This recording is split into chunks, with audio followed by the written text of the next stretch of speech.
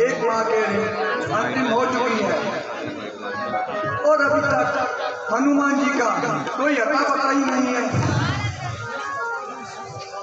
अब तो सिर्फ कल का दिन ही शेष बचा है।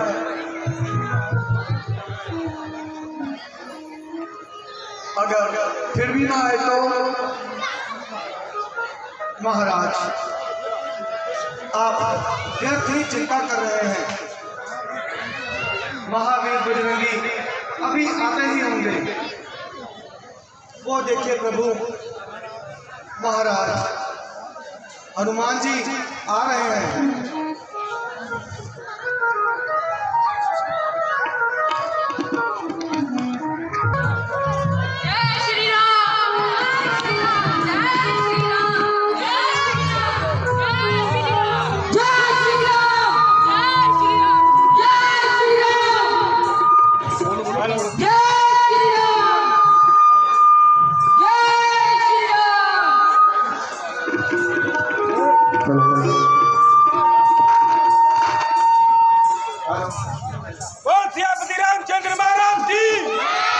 लक्ष्मण जी की, सीता माता की।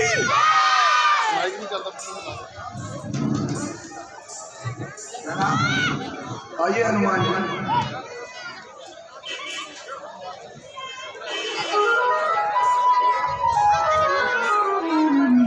हनुमान जी आपके चेहरे की चमक ये बता रही है कि आप कुछ सुखद समाचार लेकर होंगे। आपको रास्ते में किसी प्रकार की कोई कठिनाई तो नहीं हुई? एक बात का आशीर्वाद मेरे साथ है। हे प्रभु, जब आपका आशीर्वाद मेरे साथ है तो भला मुझे कठिनाई भी कैसे हो सकती है? प्रभु, आपकी कृपा से मैं माता जी के दर्शन कर आया हूँ। मैं माता जी को खोजते खोजते जब लंका पहुँचा, मुझे पता चला कि उस दुष्ट रावण ने माता जी को अशोक वाटिका में रखा है। आपके वियोग से और रावण के डर से उनका जो हाल है मैं आपको बयान नहीं कर सकता। एक साधारण सी साड़ी में वो अपने तन को ढांप रही है और रावण के डर के मारे थर थर कांप रही है। अभी मैं यही सोच रहा था कि माता जी से कैसे मिलूं। उतने में रावण आ गया और उसने माता जी को बहुत बुरा भला कहा। पहले तो माता जी कुछ भी ना बोली, जब अपनी जुबान खोली तो जो मुंह में आया वो बोली। क्रोध में आ गया, रावण ने अपनी तलवार निकाल ली। तब उसके एक मंत्री ने बीच में आके माता जी की जान बचाई। जब उसका अरमान डरा का धरा रह गया तो जाते वक्त उन्होंने माता जी से ये चेतावनी दी कि यदि वो 2 मास के भीतर उनकी बात नहीं मानती तो उनकी गर्दन धड़ से अलग कर दी जाएगी।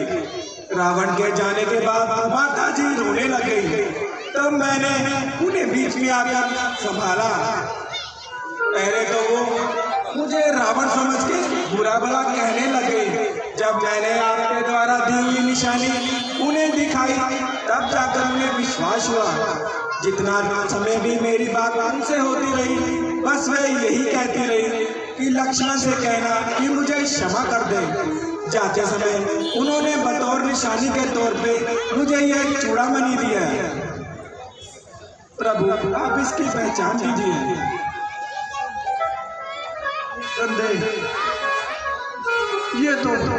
ये तो मेरी प्राण प्यारी की निशानी है। हनुमान, ये तो बताओ कि रावण से तुम्हारी मुलाकात नहीं हुई? हाँ प्रभु, मैं उससे भी मुलाकात कर आया हूँ और उसके सैनिकों को 2-2 हाथ कराया हूँ। हनुमान जी,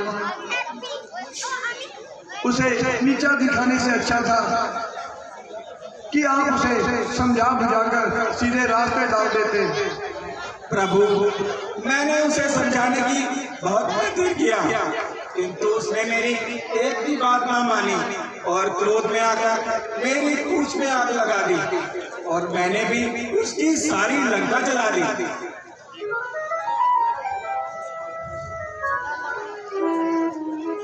हनुमान जी, आपने मेरे लिए बड़ा ही कष्ट कहा है। मैं आपका दिल से आभारी हूँ। प्रभु, आप ऐसा कहकर मुझे लज्जित न कीजिए। मैंने जो कुछ भी किया वो अपना कर्तव्य और आपका आशीर्वाद समझ के किया।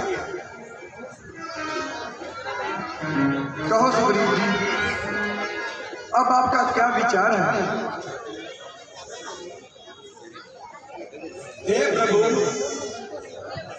जब मैं लंका से आया था तो मैंने देखा तो रावण अपने भाई विभीषण को वहां से निकाल रहा था और विभीषण जी मेरे साथ ही आए हैं, जो कि आपकी शरण में आना चाहते हैं। यदि आपकी आज्ञा हो तो क्या मैं उन्हें ले आऊं?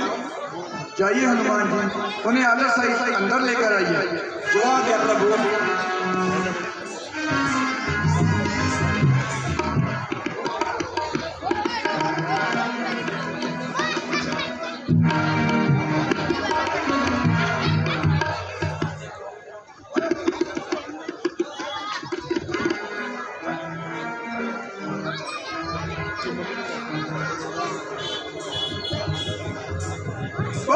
रामचंद्र महाराज की, लक्ष्मण जी की, सीता माता की।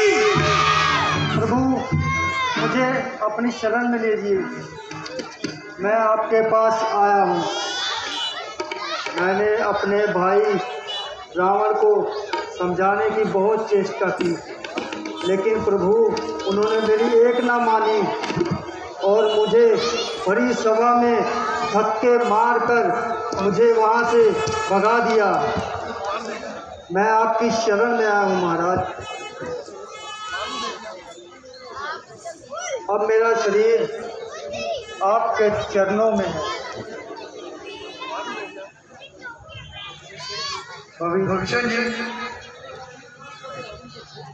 अगर आपने पूरी तरह से रावण को छोड़ दिया है तो आपका यहाँ पर हर तरह से आदर सत्कार किया जाएगा। सुग्रीव जी, अब आपका क्या विचार है? प्रभु, मुझे तो आपके हुक्म का इंतजार है। आप मुझे अभी आज्ञा दीजिए। मैं अभी लंका पर चढ़ाई कर दूंगा। सुग्रीव जी, मेरी राय में चढ़ाई करने से पहले रावण को एक मौका और देना चाहिए। राजनीतिक हिसाब से यही ठीक रहेगा। महाराज, आप जिसे आज्ञा देंगे वो ये कार्य करने के लिए तैयार है।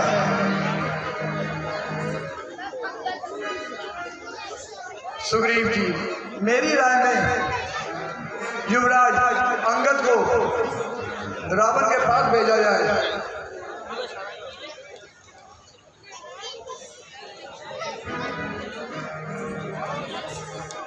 बेटा अंगद, तुम जाओ और हमारे वानरकुल को ऊंचा करके आओ। जिस तरह भी हो सके उस रावण को समझाओ। जो आज्ञा प्रभु। जाइए अंगद जी, मुझे आज्ञा दीजिए। जाइए और विजयी होकर आइए। रामचंद्र महाराज की, लक्ष्मण जी की, सीता माता की।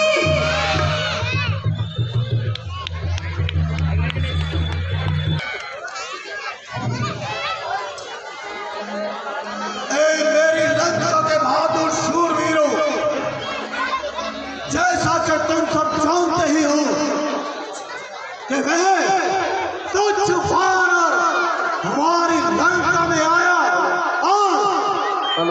और सारी लंका को जलाकर चला गया।